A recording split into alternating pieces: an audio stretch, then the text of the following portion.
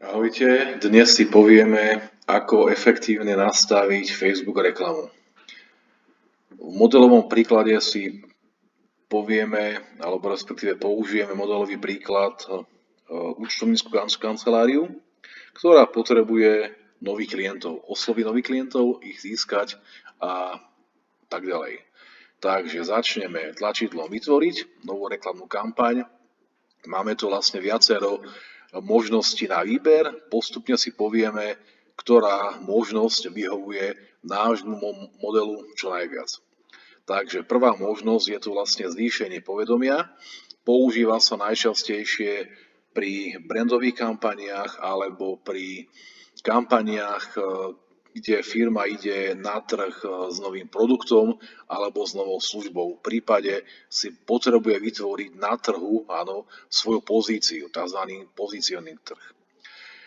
Ďalšia možnosť, máme tu obchodný cieľ návštevnosť, to znamená zabezpečiť tzv. Traffic smerom na web alebo na e-shop. Ako náhle berieme do úvahy spomínaný modelový príklad účtovníčku, tak v tom prípade by sme mohli použiť tento obchodný cieľ, kde by záujemcovia o účtovníctvo skončili, áno, na webe priamo účtovníckej kancelárie. Ďalej tu máme vlastne obchodný cieľ interakcie.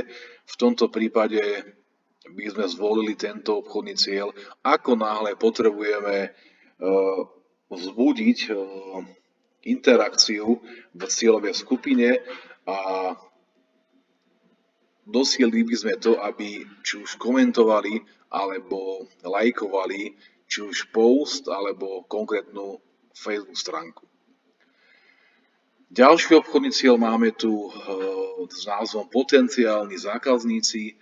Tento obchodný cieľ sa používa napríklad pri zbere kontaktných údajov z Facebooku. To znamená, že cieľová skupina nekončí na webe klienta, ale po kliknutí na reklamu sa otvorí formulár, kde sa môžu vložiť informácie vopred definované.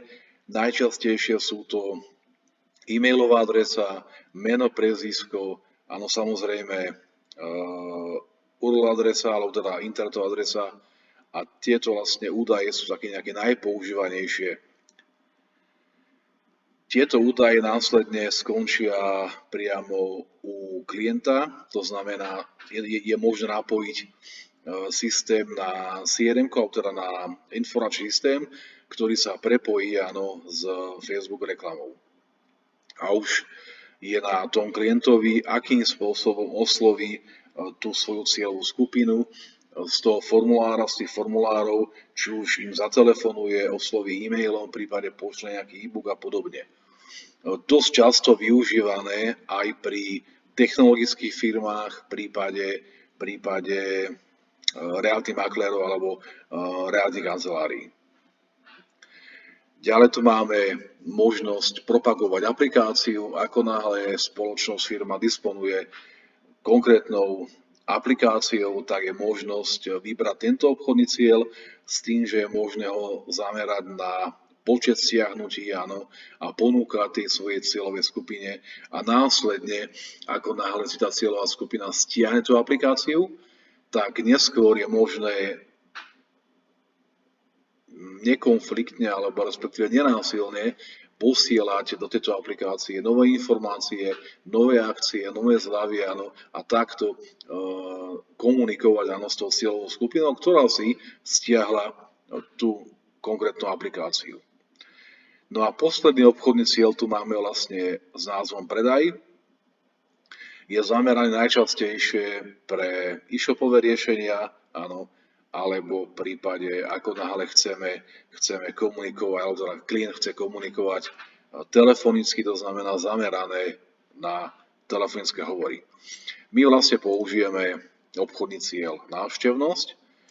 Ideme ďalej. No a teraz sa nás to vlastne pýta, áno, či chceme vlastne manuálne nastaviť kampaň. Vyberieme manuálne, aby sme si vlastne mohli rozobrať všetky detaily.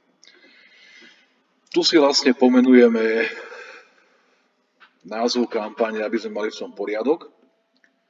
To znamená, že pomenujeme si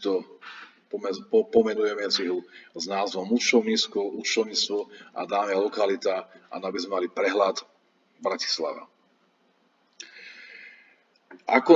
Môžem spomenúť ešte na okraj, ako náhle by sme inzerovali napríklad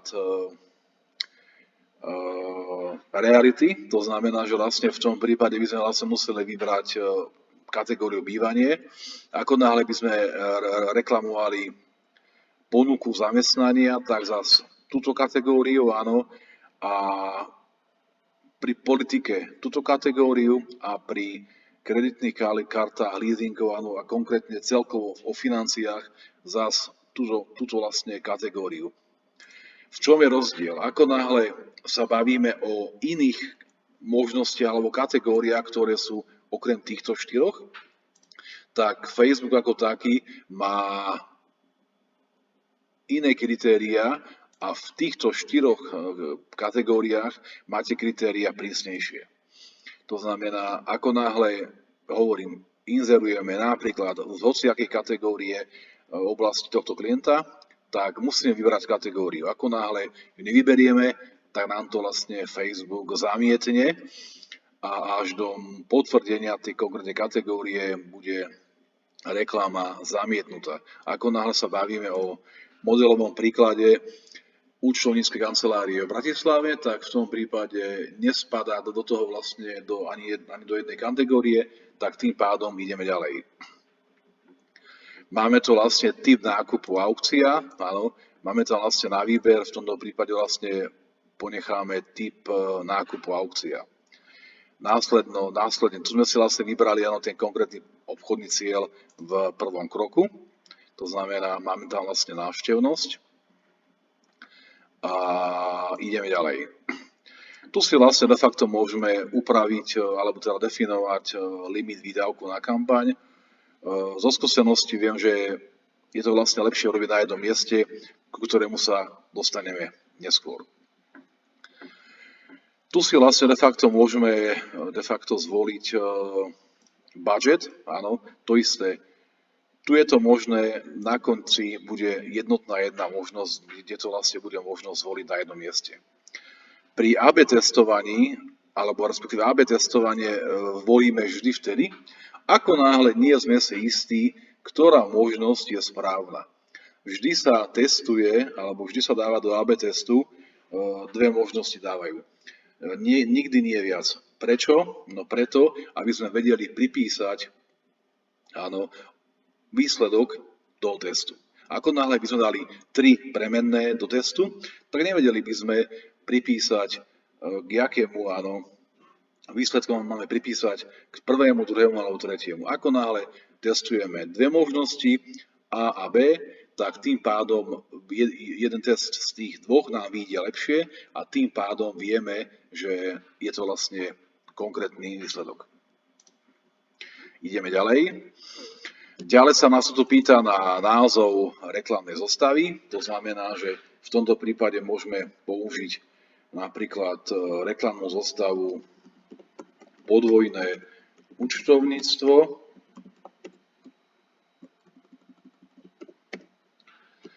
a ideme ďalej. To znamená, tu sa nás opäť pýta na konverziu, to znamená, že inak povedané, čo sa má stať, ako náhle cieľová skupina klikne na reklamu. Takže v tomto prípade si vlastne vybrali poslať trafik na vašu web stránku, to znamená, aby vlastne cieľová skupina skončila priamo na webe. Toto vlastne sme si spomínali pri tom prvom kroku, to znamená stiahnuť aplikáciu, toto vlastne otvoriť kontaktný formulár, Instagram, alebo telefonické hovory. Tu si vlastne môžem vybrať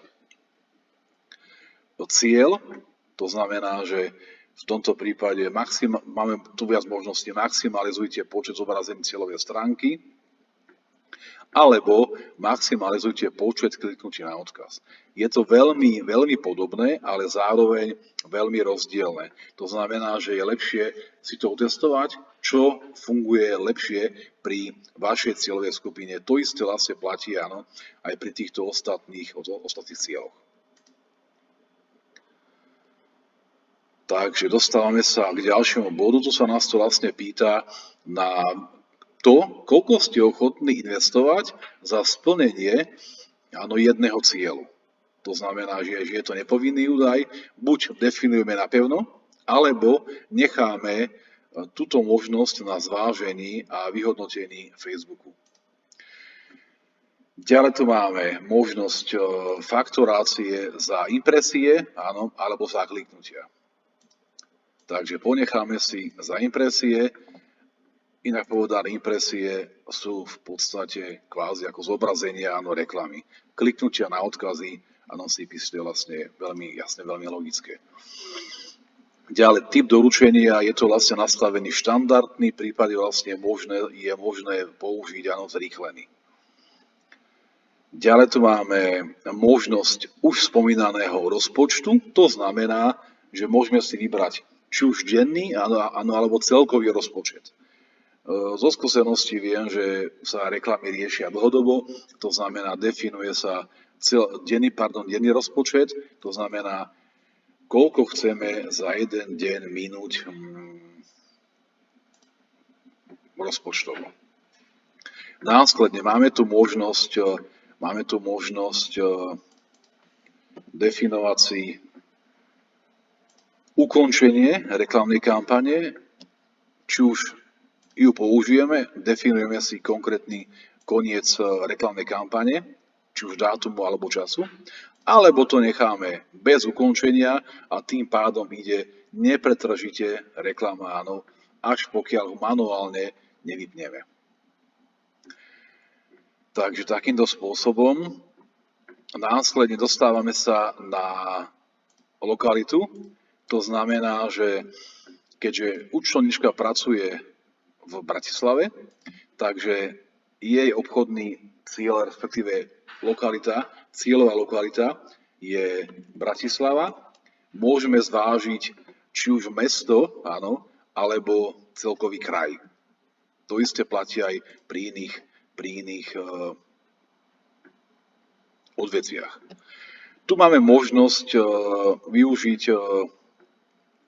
polomer od bodu, to znamená, že ako ďaleko sa má zobrazovať, áno, daná reklama. To znamená, dali sme si v polomere 20 km od bodu Bratislava. Ďalšie možnosti sa nás to pýta, áno, od jakého veku, od jakej vekovej kategórie sa má zobrazovať reklama. To znamená, že dáme si 25 rokov, áno, a na pravej strane sa nám zobrazuje odhadovaná veľkosť publika. Ďalej sa nás to pýta na jazyky. To znamená, keď sa bavíme o Bratislave, tak určite dáme slovenský jazyk. Slovenčina je na mieste zvážiť aj pri iných oblastiach, napríklad český jazyk, anglický jazyk, v prípade, ako nás sa bavíme o južnom Slovensku, tak maďarský jazyk. Ako nás sa bavíme o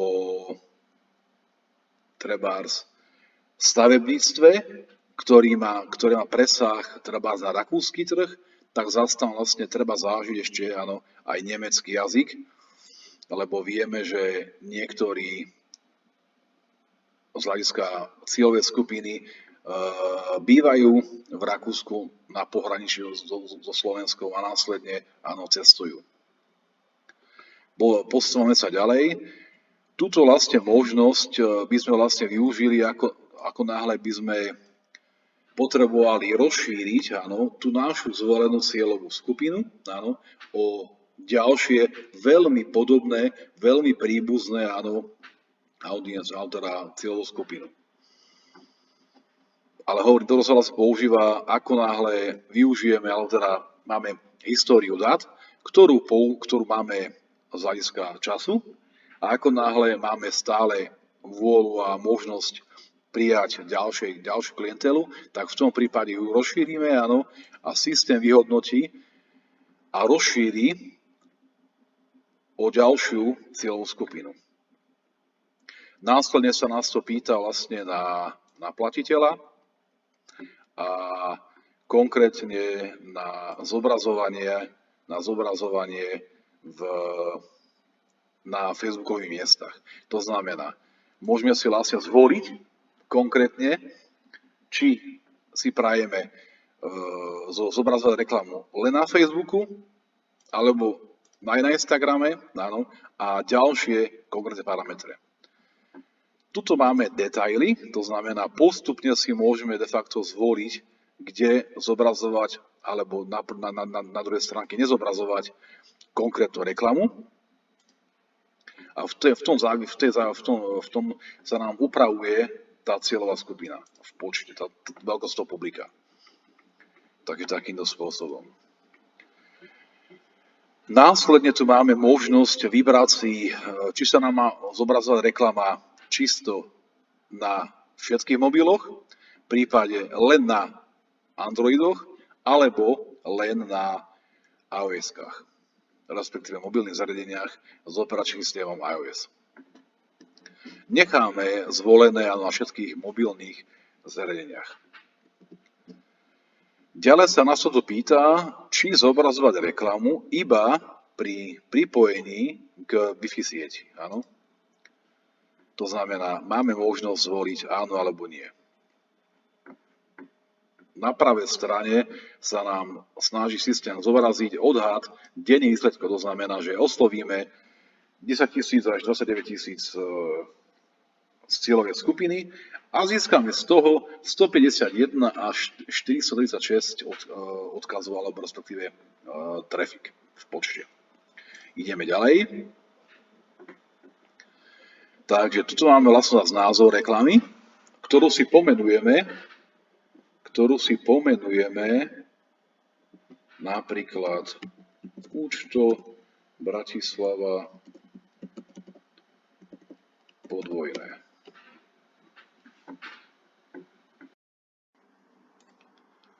Ďalej pokračujeme vo vložení obrázku do inzerátu, to znamená, predtým sme si napísali názov reklamy a ideme ďalej. Vyberieme si stránku na Facebooku, prípadne stránku na Instagrame a vyberieme si možnosť zdroja, či už manuálne vložiť obrázok, alebo v prípade katalóg používaný pri e-shopoch, keď sa vlastne vkladá celý feed produktov. Tu si vlastne vyberiem jeden obrázok alebo video, v tomto prípade riešime obrázok, áno, kde sme si vložili konkrétny obrázok a zobrazili. Následne tu môžeme vložiť primárny text, to znamená, že môžeme použiť napríklad spracovanie podvojného účtovníctva v Bratislave.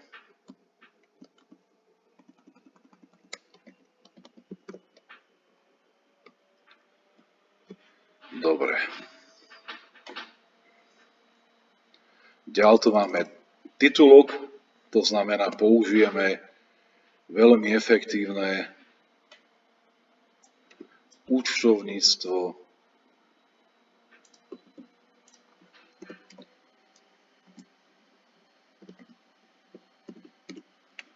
v Bratislave a môžeme použiť ešte aj popis. Z pravej strany sa nám to krásne zobrazuje, ako to bude vyzerať priamo v praxi.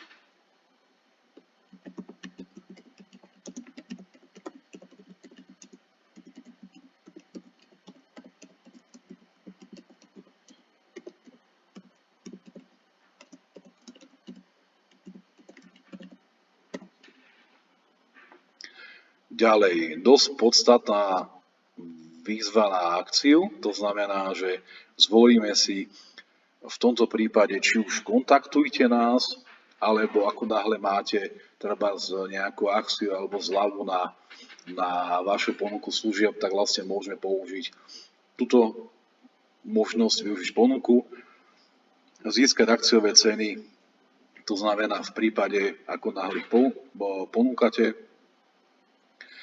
zistiť časy premietania v prípade inzercie napríklad kina, áno, alebo objednať ich hneď, ako náhle sa bavíme o inzercii napríklad pri donáške jedla. My si tu vlastne necháme takú všeobecnú informáciu, že viac informácií, áno. A ideme ďalej. Takže použijeme URL, alebo teda príkladový web, účto BA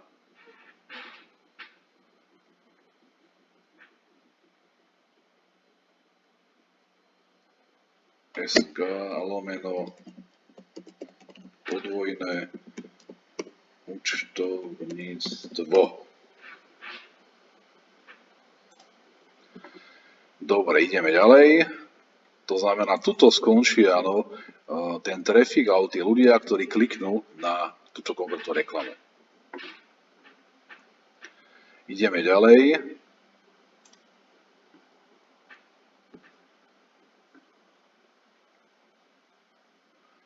Ďalšia možnosť, ktorú si vlastne môžeme vybrať, či osloviť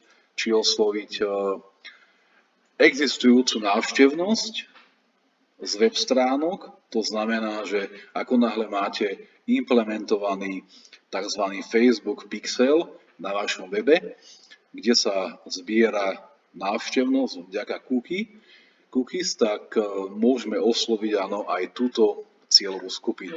Ako náhle nie, tak to jednoducho neoznačíme.